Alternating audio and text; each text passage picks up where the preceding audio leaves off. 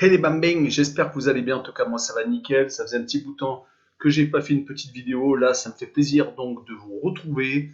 J'ai décidé de faire une petite vidéo sur les matchs du 8 juin. Il y a quelques matchs intéressants, des matchs bien entendu amicaux, dont le match de l'équipe de France. Également, l'Espagne rencontrera la Lituanie, la Pologne, l'Islande, la Hongrie, la République d'Irlande, la République tchèque contre l'Albanie et donc la France qui rencontrera la Bulgarie. Voilà, ces derniers temps, j'ai hésité à faire quelques vidéos sur les autres matchs amicaux, mais franchement, voilà, c'était vraiment pas extraordinaire. Donc là, j'en ai profité, comme ça me refait revenir vers vous. Et n'hésitez pas, avant de commencer l'analyse, un petit commentaire, que ce soit des critiques positives ou négatives, un petit pronostic sur les matchs que je vous propose, et également, écoutez, un petit pouce pour référencer la vidéo et pour valider mon travail, et surtout, abonnez-vous. Vous êtes plus de 3800, c'est extraordinaire pour moi, comme je le répète tout le temps. Commençons par le premier match de ces matchs amicaux. Alors, il n'y en a quasiment plus, car l'Euro commence vendredi 11 juin, donc dans très peu de temps. C'est la Pologne contre l'Islande. La Pologne est une équipe qui, actuellement, à domicile, on va dire que c'est pas mal, c'est 3 victoires, une défaite, mais la défaite, c'était contre les Pays-Bas. Donc, dès qu'ils rencontrent une équipe, on va dire, un peu plus supérieure à eux, ils ont tendance quand même à s'incliner. Alors, soit à domicile ou à l'extérieur, c'est le problème. Ils viennent tout de même de faire match nul contre la Russie, un but partout. C'est quand même pas mal, on va dire, sur une match de préparation, car la Russie, c'est quand même une équipe compliquée à jouer, mais ils n'ont pas fait jouer Lewandowski, il était remplaçant. Ils ont préféré le garder, je pense, pour ce match-là, car ils viennent de perdre Milik, qui vient de déclarer forfait, donc l'attaquant de l'Olympique de Marseille, qui ne pourra pas jouer cet Euro, et ils avaient perdu déjà Piatek, Christophe Piatek, qui avait joué bien dans AC, et qui, euh, s'est blessé lui aussi. Ça fait quand même deux gros buteurs en moins. Je pense quand même qu'ils vont faire jouer une équipe plus proche de celle qui va jouer l'Euro pour travailler les automatismes. Là, ils jouent contre l'Islande, qui est sur 2 victoires sur les 7 derniers matchs à l'extérieur. Donc, c'est une équipe qui, l'Islande, ne gagne quasiment jamais à l'extérieur. Là, elle s'est inclinée en Arménie, un but à zéro. Donc, c'est quand même pas extraordinaire. Les seules fois où elle s'impose à l'extérieur, c'est contre Liechtenstein et les îles Féroé. Donc, bon, voilà, c'est quand même des équipes de moindre calibre. L'Islande n'a pas de grosses victoires contre des équipes majeures, donc européennes. Donc sur ce match-là, je vois la Pologne s'imposer 2 buts à 1 et je vois le but de Lewandowski. La cote doit être quand même au-dessus de 1,70. Ça doit être assez intéressant à jouer, donc le but de Lewandowski. Passons à la Hongrie contre la République d'Irlande. Les Hongrois sont sur 5 matchs sans défaite à domicile. À l'extérieur, c'est même encore mieux. Sur les 6 derniers matchs à l'extérieur, donc 5 victoires et 1 nul. Donc c'est une équipe qui n'a plus perdu depuis leur match contre les Russes à domicile. Ils avaient perdu 3 buts à 2. J'en avais parlé déjà dans une autre vidéo. Moi, franchement, les Hongrois, c'est un peu mon équipe, pas coup de cœur, c'est pas une équipe coup de cœur, mais bon, c'est une équipe franchement qui joue bien et qui est très compliquée à jouer. En plus, elle tombe dans la groupe de l'équipe de France. Et en plus, la France sera obligée de jouer en Hongrie. Donc ça va être, je pense, un match où les Français ne vont sans doute pas se balader. Depuis 3 matchs, voilà, les Hongrois jouent contre des équipes vraiment pas extraordinaires. Saint-Marin, Andorre, Chypre. Son adversaire du soir sera la République d'Irlande, qui, sur les 5 derniers matchs à l'extérieur, a gagné qu'une seule fois, c'était contre Andorre. Là, ils se sont même permis de perdre à domicile contre le Luxembourg 1 but à 0, donc c'est vraiment pas extraordinaire. Ils sont, comme beaucoup d'équipes britanniques, meilleurs à domicile. À l'extérieur, c'est vraiment pas folichon. Là, je vois une victoire des Hongrois 2 buts à 0 et je vois le plus de 1,5 but sur le match. Passons à la République tchèque contre l'Albanie. La République tchèque, c'est 3 matchs sans victoire. Ils sont tout de même allés faire un petit match nul lors de leur dernière réception contre la Belgique, 1 but à 0. Ils se sont inclinés lors du dernier déplacement en Italie, 4 buts à 0. Ils ont pris une bonne petite fessée. C'est une équipe qui peut gagner contre Israël, contre la Slovaquie par exemple, mais qui est capable également de perdre contre l'Écosse. Là, ils jouent contre l'Albanie, qui devrait sans doute quand même leur poser quelques problèmes, car sur leurs 5 derniers déplacements, ils sont sur 5 clean sheets consécutifs à l'extérieur. Mais, bien entendu, c'est des nuls contre des équipes vraiment pas extraordinaires. Si vous suivez la Ligue des Nations, de chapeau 3 voire chapeau 4, donc on va dire groupe 3 voire groupe 4. Donc c'est Liechtenstein, Luxembourg, voilà, c'est ce type d'équipe-là. Donc c'est presque un peu logique qu'ils soient allés faire des matchs nuls là-bas. Mais c'est une équipe qui a fait par exemple 0-0 au Pays de Galles lors du dernier match amical. Donc voilà, ils sont capables d'embêter quand même pas mal d'équipes.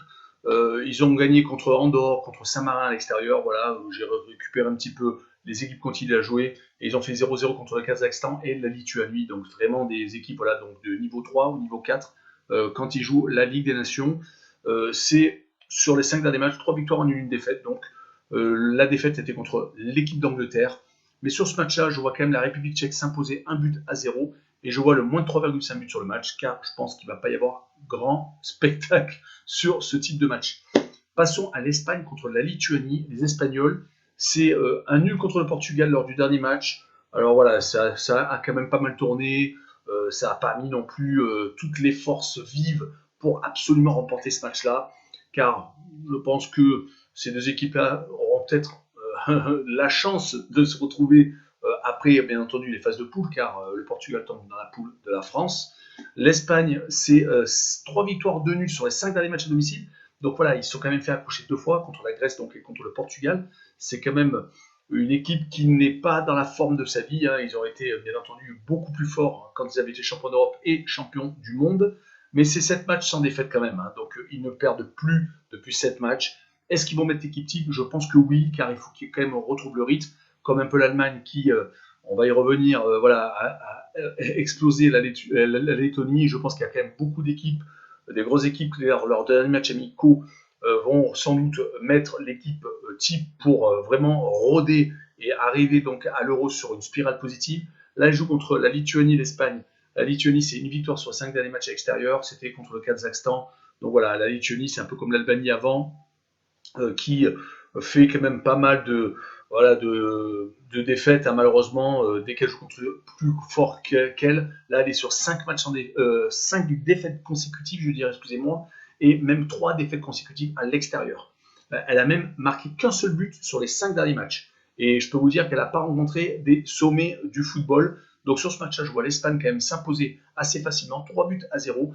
Et je verrai donc un handicap de -1 pour l'Espagne. Donc c'est-à-dire que l'Espagne doit gagner par au moins 2 buts d'écart pour que la cote soit validée.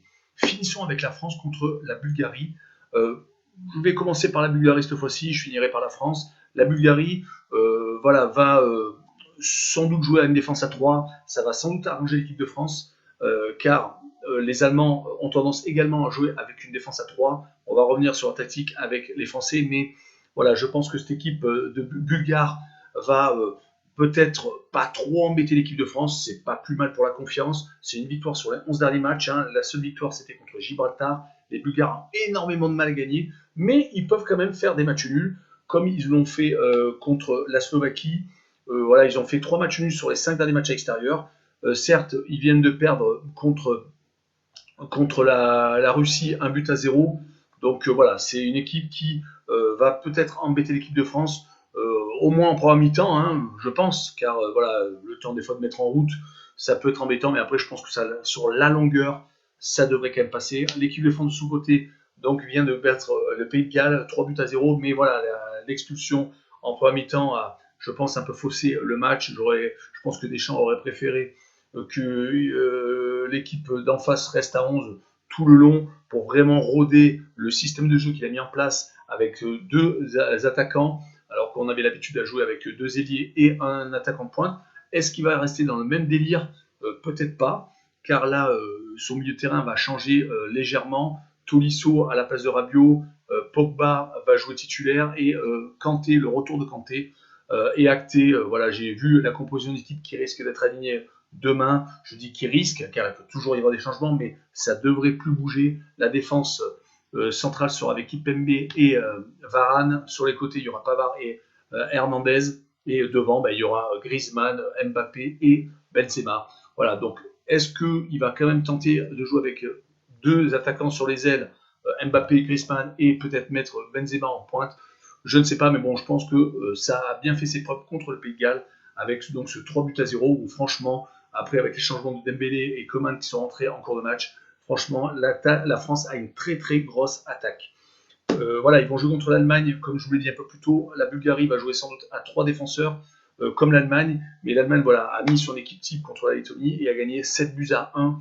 Voilà, les Français sont un peu obligés, je pense, de pas tout donner, car il faut quand même garder des forces, car le prochain match, donc le premier match de l'équipe de France sera France-Allemagne, et ça sera en Allemagne en plus. La France, c'est vrai qu'elle n'a pas trop de chance, à part contre le Portugal. Ils joueront à chaque fois chez l'équipe contre qui qu'ils rencontrent dans cette phase de poule. Moi, sur ce match, je vois la France s'imposer 3-0 et je vois la France marquer plus de 2,5 buts sur le match. Voilà, je pense que ça peut être code fun. Bon, peut-être sécurisé, mais bon, voilà, c'est vrai que des fois, sur ce type de match de préparation, si on voit que l'équipe en face est peut-être un peu trop rugueuse, on lève un peu le pied, car le but, c'est pas de se blesser, et c'est bien entendu de faire l'euro dans très peu de temps. Voilà, on en a fini avec ces vidéos. Merci de l'avoir regardé. N'hésitez pas à mettre un petit pouce, à mettre vos petits pronostics, des critiques positives et négatives, et surtout, abonnez-vous. Ciao les bambins!